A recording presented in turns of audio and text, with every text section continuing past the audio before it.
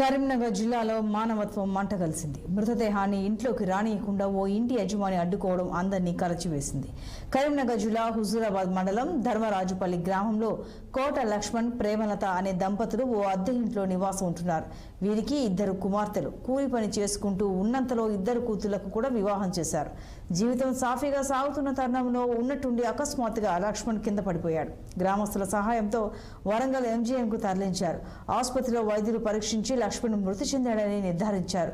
దీంతో మృతదేహాన్ని గ్రామానికి తీసుకొచ్చారు. అయితే ఇంటి యజమాని ఇంట్లోకి మృతదేహాన్ని అనుమతించకపోవడంతో ఊరి బయట ఒక చిన్న టెంట్ ఏర్పాటు చేసి మృతదేహాన్ని ఉంచారు. అంత్యక్రియలకు కూడా డబ్బులు లేకపోవడంతో కుటుంబ సభ్యులు ఆపన్న హస్తం కోసం ఎదురుచూశారు. అంత్యక్రియలకు సాయం చేయాలని మృతుడి భార్య కోరుతున్న దృశ్యాన్ని చూసి పలువురు కంటతడి పెట్టారు. గ్రామస్తులు కొంతమంది సహాయం చేయడంతో అంత్యక్రియలు పూర్తి చేశారు. కొడుకులు లేకపోవడంతో కూతుళ్లే కొరివి పెట్టారు.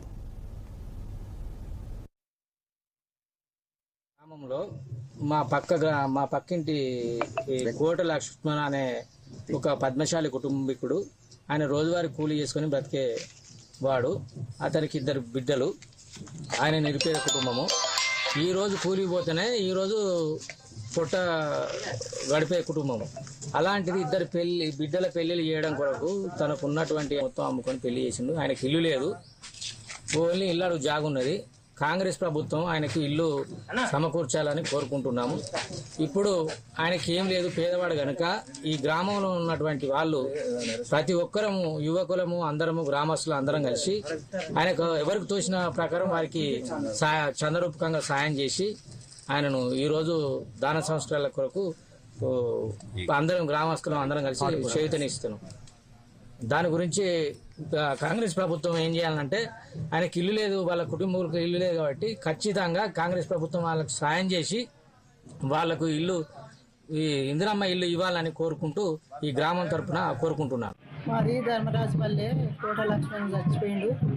బాగా బీదాస్తుడు. ఆయన చచ్చిపోయిండు అంటే మాకు మస్తు బాధగా అనిపిస్తుంది.